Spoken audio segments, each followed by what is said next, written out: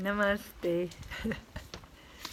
My name's Uma Dinsmore-Tuli, and I'm in the church of Macdoug, Temple Macdoug in Inishmore, in the Aran Islands, and there's a nice morning light coming in. And this is a story about the Celtic Yoginis.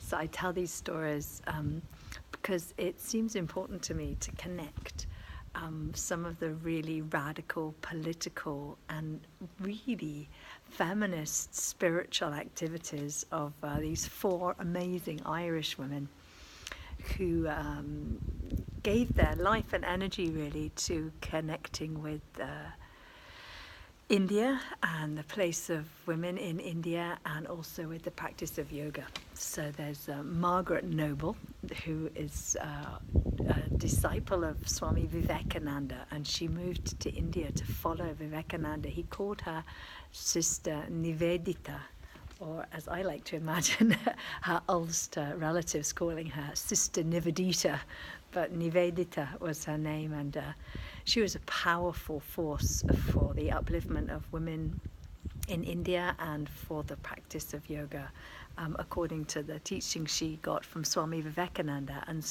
Margaret Noble was her name, Sister Nivedita. There's also three other really powerful Celtic yoginis that I write about in the Celtic School of Yoga book that I wrote with my friend Jack Harrison. We wrote a book called The Celtic School of Yoga, and it looks at this extraordinary and inspiring lineage of Celtic yogis, not just Margaret Noble, but also Annie Besant, who's a key theosophical leader who was also really active in the Indian political scene, in the Indian National Congress Party.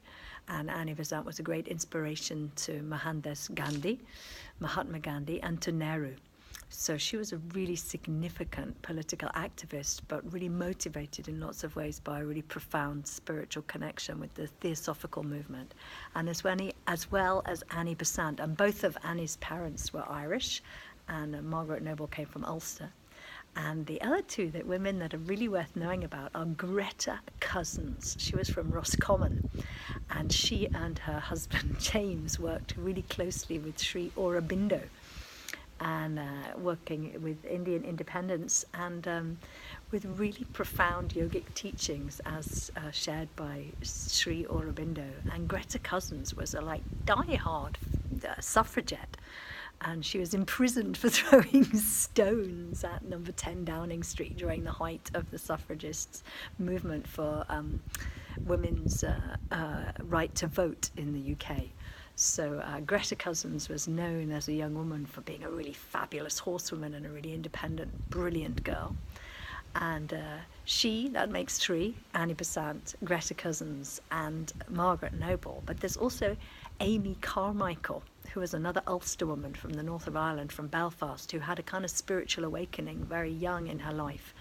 And she worked a lot for the women's health and well-being in Ulster in Northern Ireland, and then she moved out to India and worked with orphan children, and allowing those children to have a better life, to support those children, and for the rights of women within India for access to healthcare and well-being. So there's four great yoginis inspired by the spiritual teachings of India and yoga, and also really fired up with a powerful feminist and political agenda.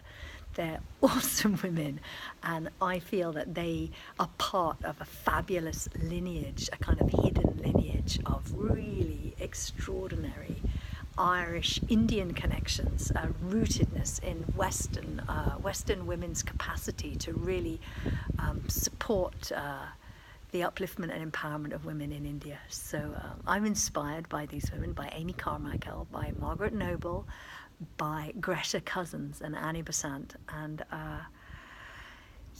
so I hope I inspire you to know a little bit more about them, and to see that our place as women in yoga is actually really rooted as Western women. For me, especially as a woman with an Irish mother, I'm here in Ireland, in my maternal homelands, inspired by the work of the Irish yoginis at the turn of the century, And it was, a lot of them moved out after 1916, after the political events here in Ireland. And so there's a long history and rootedness for us as Western women in seeing how our political, spiritual, and kind of sisterly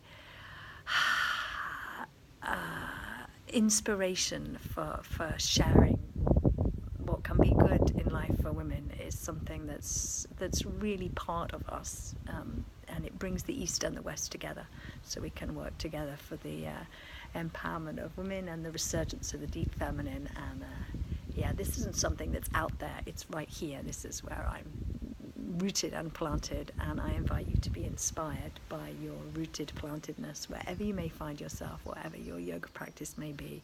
Jaima, or honor and power to the deep work of this feminine resurgence. So namaste. Thank you for listening. I hope you get to read a little bit more if you want to. It's all in a few great sections in the Celtic School of Yoga books. So it's like a little ad, but I wanted to share the stories for you.